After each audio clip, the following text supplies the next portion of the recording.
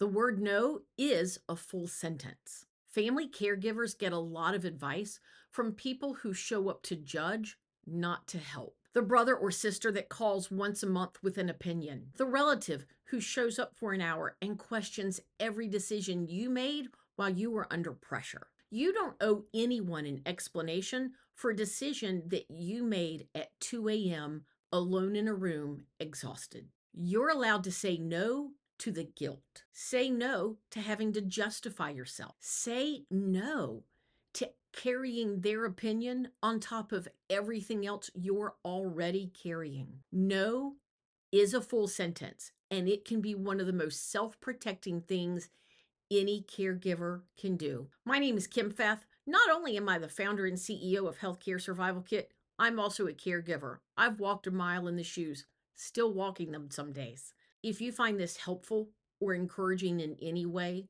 please forward it to the caregivers in your life. If you are one of those caregivers, go ahead and give me a follow. I bring content like this at least once a week. Thanks for being here.